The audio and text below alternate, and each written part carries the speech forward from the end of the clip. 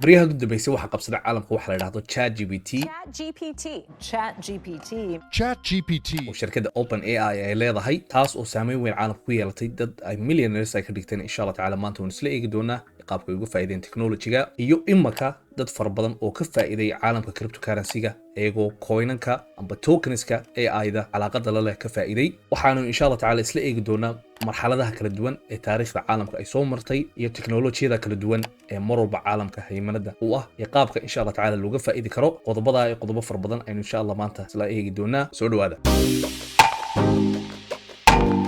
akhyaarta nagu cusub soo dhawaada waxaan leeyahay insha Allah muuqaalkan hadduu ku cajibiyo like iyo subscribe channelka noo saara mar walba waxaan kaga hadlanaa channelkan waxyaabaha ku saabsan cryptocurrency-ga marmarna waxaan dul istaagnaa waxyaabaha technology-ga iyo finance-ga iyo business-ka calaaqadaha la leh caalamka haddaad muuqaalada aad jeceshahay insha Allah tacaala waxaan ku odhan lahaa meeshii saxda ah ayaa timi biidni illah tacaalana muuqaalo aad ka faa'iidad aad mar walba aad ka heli doontaa channelka akhyaartan waxaan ogeysiinayaa course technical analysis-ka ku saabsan oo cryptocurrency-ga lagu barto ayaan sameeyaa bil walba marka fursadana imaka waa furan tahay ka faa'iidaysa insha Allah tacaala cidii danaynaysa nambarada aad ku aragtaan shaashadana waad igala soo xiriiri kartaan amba comment section-ka videogan aan ku reebi doono information-ka igala soo xiriira insha Allah haddaynu ka hadlano ChatGPT iyo shirkadda aasaastay ee la yiraahdo OpenAI shirkaddan waxaa leh group berigii hore aasaasay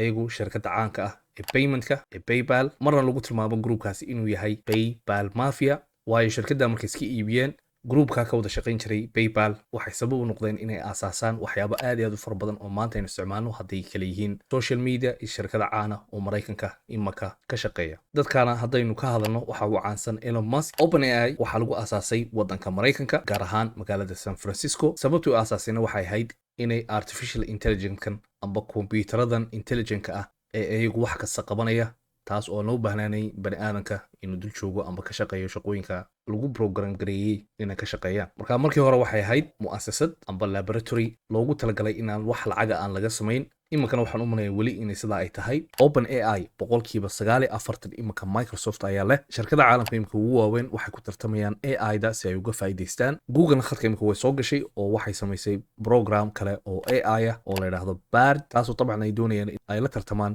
OpenAI shaabadii Google way ku guuldareysatay taas oo halka khasaarihii caalamka ugu weynaa wax la tijaabinayo ku khasaaray wax gaaraya 100 bilyan oo dollar sida maqaalkan ku aragno 2025 milyan oo qof ee shaqooyinkooda waayaya taasoo sababayo ahaanayso teknolojiga cusub ee AI-da warkaana waxaa noo xaqiijinaya shirkadaha waaweyn ee qaabka ugu tartamayaan AI-da inay ka noqdaan hogaamiye su-aasha imka imanaysa waxa weeye shaqooyinka khadka bixi doona mustaqbalka waa kuwee comment section-ka igu soo qor shaqooyinka waad u malaynaysid inay ka mid noqonayaan laba cisho kahor waxaa daawanaya video inaba aan ahayn nin businessman ah marna youtuber oo Alex Hormozi la yiraahdo tiimkiisa wuxuu ka dalbaday shaqooyinka ay qabtaan inay AI ay ku bedelaan taasoo isticmaalayaan AI-da kala duwan shaqooyinka kala duwan qabta ee imaka dad fara badan ay ka faa'iidaan I told my entire team to replace themselves with AI in a week. Here's the 9 AI tools they came back with across sales, marketing, HR, training, recruiting, and operations. sanacadaha kala duwan ee caalamka iyo technology-ga marxaladaha kala duwan ay soo mareen taasoo isla eegino industrial 1.0 oo 1784kii marka lagu sameyn jiray treenada ku shaqeeya dhuxusha iyo teknolojiyadii ka dambeeyay boqolkii sanadood ee ku xigay waxaanu arkaynaa in casrigii la soo galay production-ka iyo wax soo saarka oo ahaa 1870gii waxaanu ku xiga marxaladda kale ee ah kombiyuutarada berigii la aasaasay iyo electronics-ka oo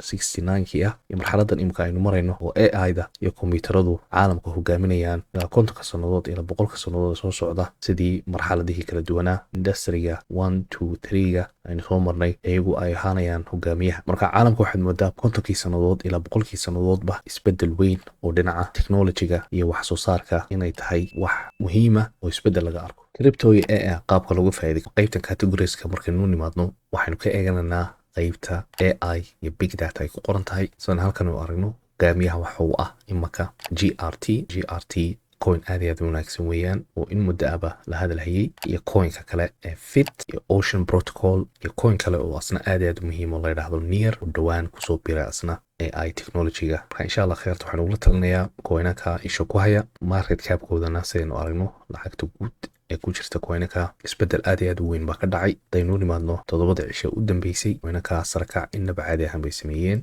maadaama imika meel sare ay joogaan waxaan ugu talin lahaa iska suga intay retracement samaynayaan amba hoos usoo daadanayaan, daadashadaana waxaad ka filataan 50 to 60% correction inay soo galaan, kadibna insha Allah tacaala ka faa'iidi kartaan. Zero knowledge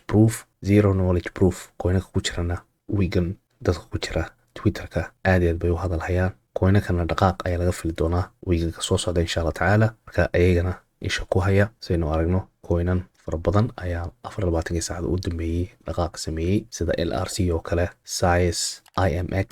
iyo Mina. kuwana insha Allah tacaala isha ku haya dhaqaaqyo inaba caadi ahayn ba ka soo socda ayagana.